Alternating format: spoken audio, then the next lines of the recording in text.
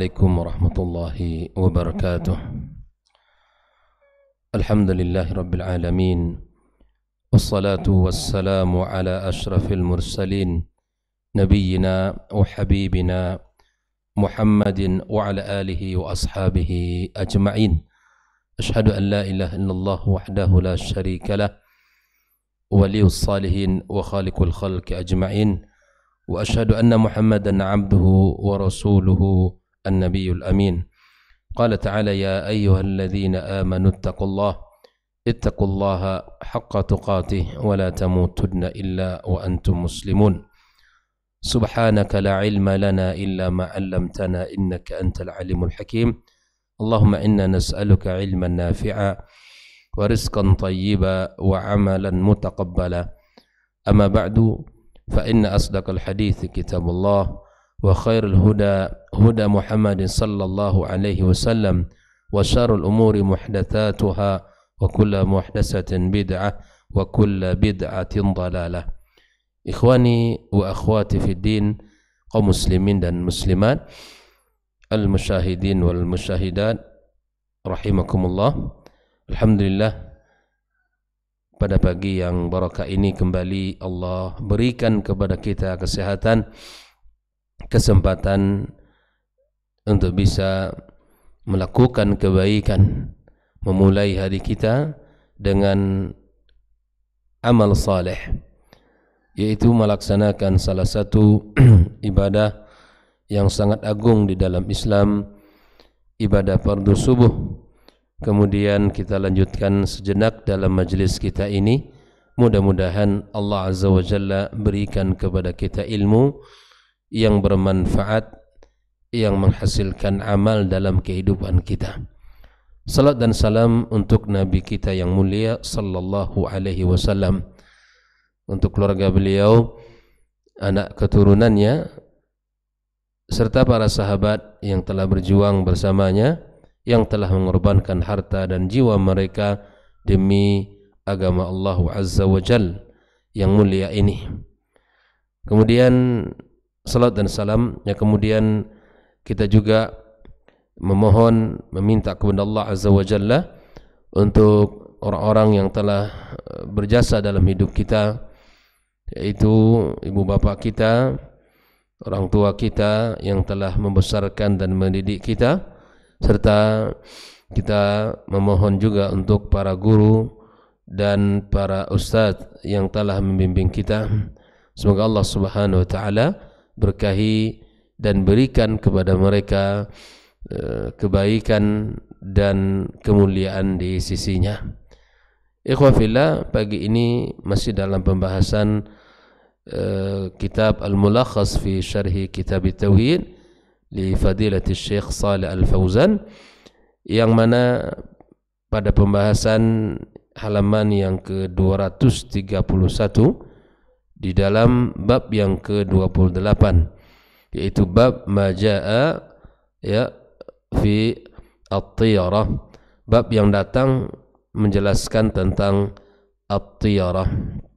Naam, menyempurnakan pembahasan bab ini, kita membahas dalil yang keempat yang dibawakan oleh Syekh Muhammad Ibn Abdul Wahhab di dalam kitabnya Kitabu At-Tauhid, di mana beliau menukilkan sebuah hadis dari Nabi sallallahu alaihi wasallam yang dikeluarkan oleh Abu Dawud dalam kitab Sunannya, di mana Syekh Muhammad berkata, wali Abi Dawud, dan Abu Dawud bisanadin sahihin, di mana beliau membawakan hadis ini dengan sanad yang sahih, an Urwata ibni Amir, dari Urwa ibnu Amir, qala, dia berkata, dzukiratit tiyaratu inda Rasulillah sallallahu alaihi wasallam, di mana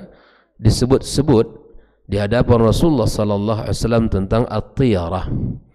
Kita masih ingat at-tiyarah itu adalah sebuah anggapan sial dan tidak keberuntungan yang dikaitkan dengan apa yang dilihat, dengan apa yang dialami, atau dengan apa yang didapatkan. Maka seluruh itu adalah perbuatan yang tercela. Misalnya di dalam peristiwa seperti angka, ada angka sial, atau seperti warna, ada warna yang membawa kepada kesialan, atau sebuah peristiwa, kejadian, keadaan, misalnya anak-anak gadis tidak boleh duduk di depan pintu rumah di senja hari dan lain sebagainya. Itu membawakan kepada keburukan. Atau tanggal lahir anak sama dengan tanggal lahir ayahnya, itu membawakan keburukan. Ini tidak sah. Ini semua kesalahannya. Dan akhirnya apa? Umat ini dibodoh-bodohi dengan, ditakut-takuti dengan hal yang seperti ini. Bahkan lebih parah daripada itu adalah dibawakan cerita dongeng dalam agama kita ini. Ikhwafillah rahimakumullah. Lihatlah apa yang ditunjukkan oleh Rasulullah SAW ketika at-tiyara itu disampaikan di sisinya. Faqala sallallahu alaihi wasallam ahsanuha al-fa'lu. Yang sebaiknya adalah optimis. Ya, sikap seorang mukmin ketika disebutkan itu atau disampaikan kepadanya tentang hal itu, ahsanuhal fa'lu. Yang terbaik, yang seharusnya adalah kita bersikap optimis, seperti mana hadis yang kita baca pada pagi kemarin, di mana Nabi SAW mengatakan la adwa wa la tiyarata wa yu'jibunil fa'lu.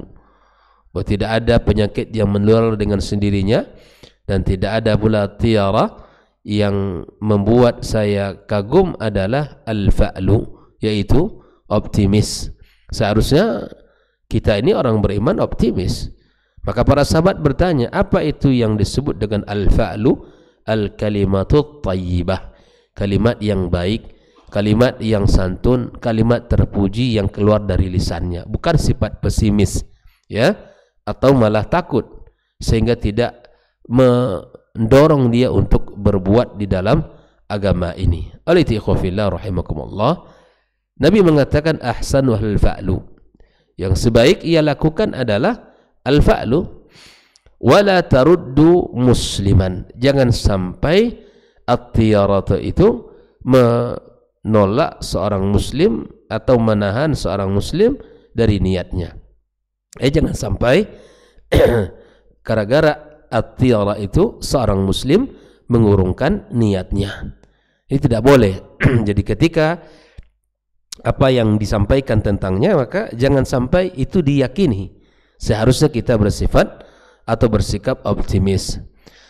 Lalu Nabi mengatakan, fa idza ra'a ahadukum ma yakrahu, apabila seseorang dari kalian melihat apa yang tidak ia ingini dalam hidup kita, baik pada anak kita, pada diri kita, pada rumah kita, pekerjaan kita, apa saja dalam lini kehidupan kita ini, apa yang dilihat dan tidak sesuai dengan apa yang diinginkan, falyakul, maka hendaklah dia mengatakan, Allahumma la ya'ti bil hasanati illa anta. Ya Allah, tidaklah ada yang bisa mendatangkan kebaikan kecuali Engkau.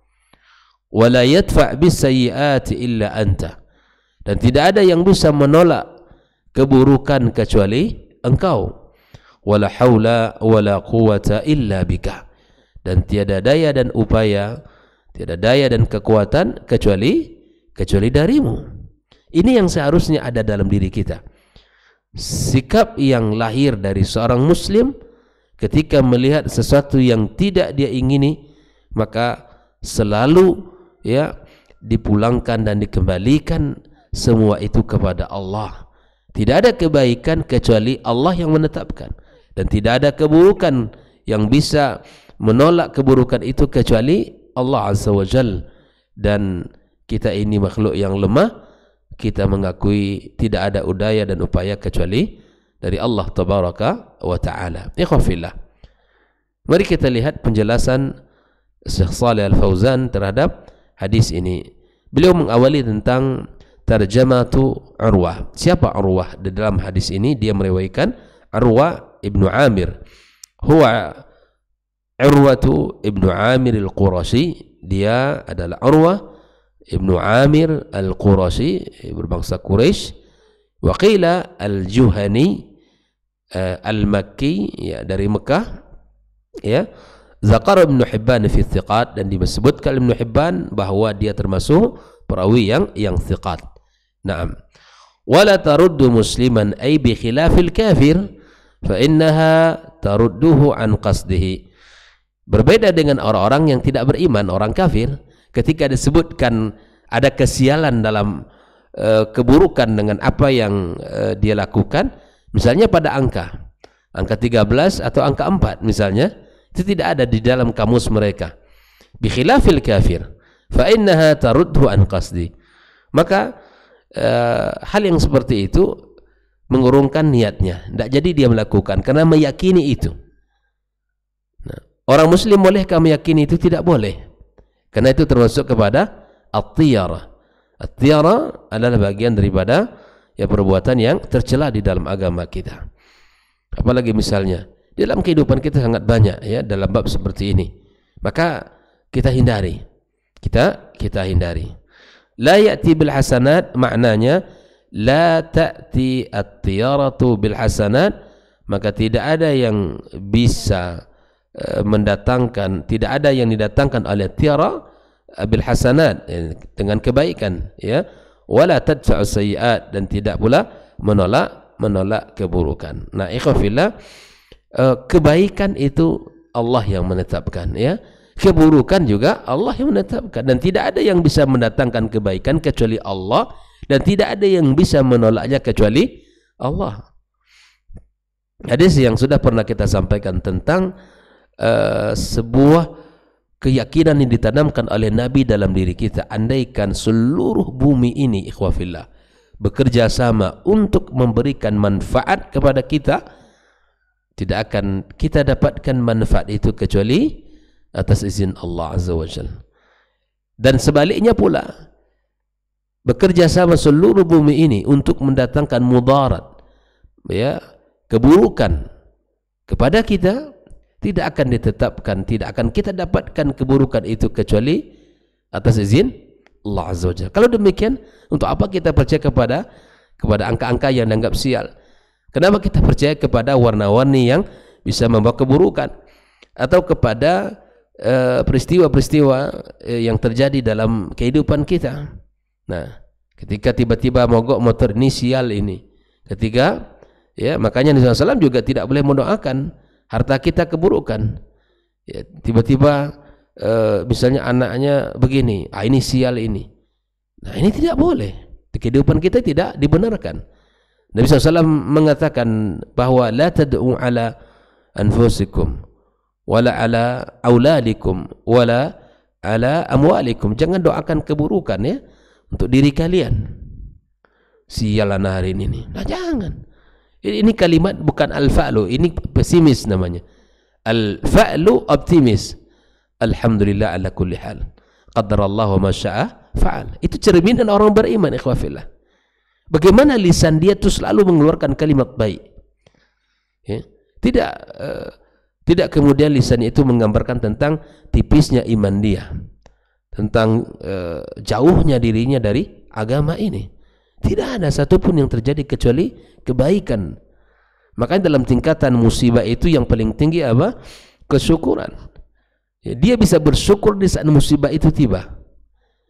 Contoh, ketika la qadar Allah terjadi tabrakan, ya, kemudian kakinya mesti diamputasi karena peristiwa itu.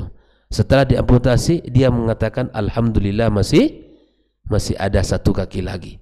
Ini tingkat yang paling tinggi, ya, tingkat yang paling tinggi. Dia bisa bersyukur di saat musibah itu terjadi. Dan orang Islam seperti itu, ikhwafillah, selalu kebaikan yang muncul dari lisannya. Maka disinilah bahwa ketika kita meyakini dan atau melihat sesuatu yang kita tidak inginkan dalam hidup ini, kita puji Allah Subhanahu wa taala. Allahumma la ya'ti bil hasanati illa ant wa la yadfa as-sayyiati illa anta wa la haula wa la quwwata illa billah. Wa la haula maknanya al-haulu at-tahawul wal intiqal min halin ila hal. Sebuah perpindahan dari satu kondisi kepada kondisi yang lain itu membutuhkan daya, ya, kekuatan, dan itu Allah yang membuat kita mampu dan bisa, ya, izin Dia, Allah Azza wa Jalla, izin Allah semua kita bisa menggerakkan tangan kita, kaki kita, dan bisa kita bicara, bisa kita, ya, berlari, berjalan. Itu semua adalah kekuatan yang Allah berikan kepada kita. Kita bisa berpindah dari satu tempat ke tempat yang lain, dan kita bisa menahan ujian yang menimpa kita. Itu semua dari Allah Subhanahu wa ta'ala. Wala quwwata ala dzalika, ya, tidaklah ada daya dan upaya, ya, menghadapi itu semua illa bika ay wahdak, kecuali dari engkau, ya Allah Azza wa Jalla. Ikhwafillah, lalu kemudian Syekh Shalih Al-Fauzan masuk dalam pembahasan al-ma'na al-ijmali lil hadis. Apa makna hadis ini secara global? Beliau mengatakan yadhkuru rawi, di mana rawi di sini menyebutkan, ya, di sini adalah Urwa ibnu Amir, anna tiyarata dzukirat inda Nabi sallallahu alaihi wasallam. Tiba-tiba dibicarakan tentang at-tiyara di hadapan Nabi. Ini para sahabat sudah, ya, ada yang mengatakan itu liyubayyina lin-nasi hukmaha wa ma yu'malu hiyalaha, ya, agar tahu orang hukumnya. Ditanyakan kepada Nabi SAW agar para sahabat tahu hukumnya dan bagaimana sikap, apa yang semestinya kita berikan kepada cerita-cerita ini, ya, kepada anggapan-anggapan sial ini. Fa'abtala an-nabiyyu sallallahu alaihi wasallam at-tiyarata. Nabi SAW yang membantah dan membatalkan, ya, tentang anggapan ini. Wa akhbara anna al-fa'la minha, dan Nabi SAW mengabarkan bahwa yang seharusnya adalah muncul optimis. Jangan disebutkan, ketika disebutkan hal-hal yang seperti itu seharusnya mukmin, ya, optimis, ya, walakinnahu lakinnahu khairun minha, wa akhbaran sallallahu alaihi wasallam anna tiyarata la taruddu musliman an qasdih. Dan Nabi juga mengabarkan bahwa at-tiyarah itu tidaklah membuat seorang muslim, ya, mengurungkan niatnya, tertahan niatnya untuk melakukan itu gara-gara disebutkan at-tiyarah. Ya. Jangan antum pergi jam sekarang, ya, ini jam yang tidak baik, gitu. Atau bulan ini tidak baik menikah, bulan Safar, karena orang yang menikah di bulan ini rumah tangganya tidak akan baik. Ini semua anggapan sial, ya, anggapan sial yang tidak boleh seseorang. Kalau dulu ada yang mengatakan tidak boleh nikah diapit oleh dua khutbah, khutbatul Id dan khutbatul Idul Adha dulu, ya, dan mungkin ada sampai sekarang. Ini anggapan-anggapan yang tidak benar, ya, tidak ada di dalam agama kita. Maka jangan sampai seorang muslim mengurungkan niatnya untuk melakukan gara-gara disebutkan at-tiyarah itu. Li imanihi annahu la dharra wa la nafi'a illallah. Karena kita punya keimanan yang mendatangkan mudarat dan juga yang bisa mendatangkan manfaat. Tidak ada yang bisa menolak mudarat dan juga tidak ada yang bisa mendatangkan manfaat kecuali Allah Subhanahu wa taala. Ya. Wa innama taruddu al-musyrik alladhi ya'taqiduha thumma arsada sallallahu alaihi wasallam ila al-ilaj alladhi tadfa bihi at-tiyara. Kemudian setelah itu Nabi sallallahu alaihi wasallam menyebutkan solusi obat, ya, yang mesti ada pada setiap orang, ya, ketika melihat sesuatu yang tidak diinginkan ini.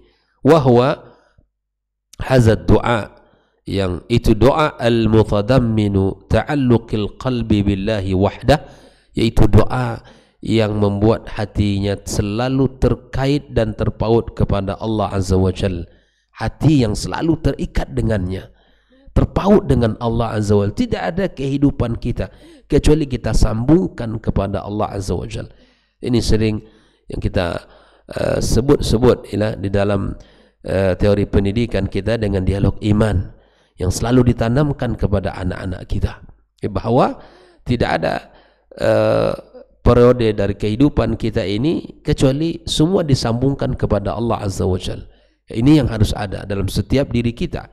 Ta'alluqul qalbi billahi wahdah, fi jalbin naf'i wa daf'i dharri, di dalam bab yang mendatangkan manfaat atau di dalam menolak mudarat, wat tabarri minal hauli wal quwwati illa billah. Dan kita mengakui bahwa tidak ada daya dan upaya untuk bisa menolak itu semua kecuali atas izin Allah Azza wa Jalla. Jadi alangkah indahnya hidup ini ya, kalau selalu kita sambungkan ya kepada Allah Subhanahu wa taala. Makanya mengingat Allah adalah tali kendali bagi kita. Mengingat Allah Azza wa Jalla ada kekuatan, dan mengingat Allah Tabaraka wa taala membuat kita semakin sadar bahwa kita ini lemah. Ya, kita ini lemah. Makhluk yang tidak memiliki daya dan upaya. Ya, maka itu kita harus bersandar kepadanya dan meminta tolong kepada Zat yang Maha Kuat. Iyyaka na'budu wa iyyaka nasta'in. Hanya kepada Engkau kami menyembah dan hanya kepada Engkau pula kami minta tolong. Dalam hadis yang sudah kita bacakan kemarin ya, bahwa Nabi sallallahu alaihi wasallam memerintahkan kita untuk selalu meminta kepada Allah Azza wa Jalla, wasta'in billahi wala ta'jaz. Minta tolong kepada Allah, jangan engkau lemah. Jangan lemah. Maka Nabi mengatakan ihris ala ma yanfa'uk. Ya, capailah apa yang kau inginkan dengan sungguh-sungguh. Ya, cari dengan sungguh-sungguh. Wasta'in billahi wala ta'jaz. Maka minta tolong kepada Allah, jangan merasa lemah, jangan kita merasa tidak mampu, tapi mintalah kepada Allah yang Maha Kuat ya. Makanya Nabi SAW berikan lagi penekanan, wa in asabaka syai'un, jika engkau ditimpa oleh sesuatu ya, jika engkau mendapatkan sesuatu yang tidak engkau ingini, maka kita harus katakan bahwa semua itu adalah dari Allah Subhanahu wa taala dan kita pulangkan kepadanya. Oleh ikhwafillah rahimakumullah, munasabatu al-hadithi lil bab, ketersesuaian hadis ini dengan bab yang sedang kita baca, yaitu anna fihi ibtal at-tiyara. Di dalam hadis ini menjelaskan tentang ya tidak benarnya at-tiyarah ya, dan tidak benarnya at-tiyarah, wa bayana ma tudfa'u bihi, dan menjelaskan yang bisa menolak itu adalah wastisna al-fa'li minha, dan kita harus memiliki sifat optimis ya di dalam menghadapi semua itu. Naam. Kemudian yang terakhir dalam pembahasan ini, Syekh Shalih Al-Fauzan menyebutkan beberapa ma yustafadu minal hadis, beberapa faedah yang bisa kita ambil dari hadis ini. Yang pertama, ibtalut tiyarah wa bayanu ma tadfa'u bihi minad du'a'i wa dzikir, yaitu ya membatalkan atau buruknya at-tiyarah ya, dan menjelaskan apa yang bisa ya menolaknya ya dari zikir dan doa. Kita katakan doa tadi ya, kita katakan doa tadi.